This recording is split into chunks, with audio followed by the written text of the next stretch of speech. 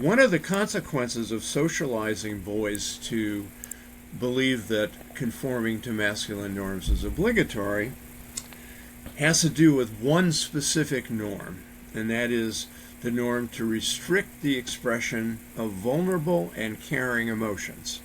So vulnerable emotions are emotions that make you feel vulnerable, like fear and sadness, and caring and attachment emotions are those that express fondness or need for another person, or even loneliness because you don't have that other person. So, so these emotions are essentially off limits to boys, and as a result, boys have a greater chance of growing up to be men who are genuinely unaware of their emotional life. Right.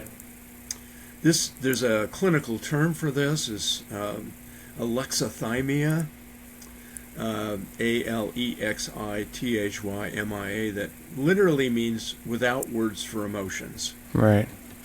And my research has shown over, going back to the 90s now, that first of all, men meet, there's a scale for this and cutoffs and all that kind of stuff. So I did a meta-analysis, which is a statistical aggregation of a number of studies that used this alexithymia scale, comparing men and women, and found that men meet criteria for alexithymia more frequently than women. But like most psychological characteristics that are compared between sexes, the difference was small. Most psychological characteristics are not that different between men and women.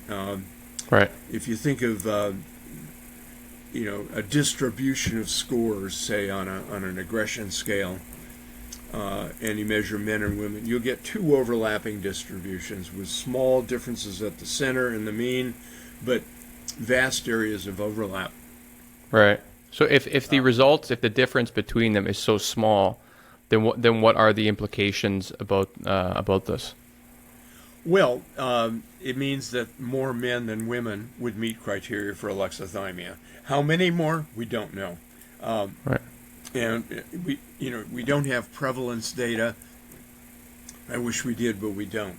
But I'll tell you anecdotally, every time I give a talk, to a group, I'll often ask, how many? If you know a man who cannot tell you what he's feeling, raise your hand.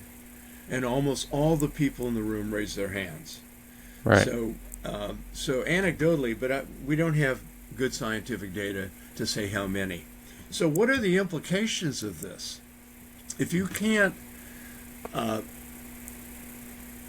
even identify your emotions, if like you're asked to say how you feel, and all you can do is describe the physiological component of emotion, like say, I feel like I've got butterflies in my stomach, or a tight band across my forehead, or something like that. Right.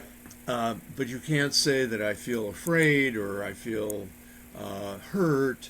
Right. So it's more how their emotion is presenting in the body as more of like a, let's say, a physical ailment than it would be the emotional life that might be causing this. So if it's anxiety, it's like, oh, I feel like my heart's racing, or but it wouldn't be like, oh, I'm just anxious.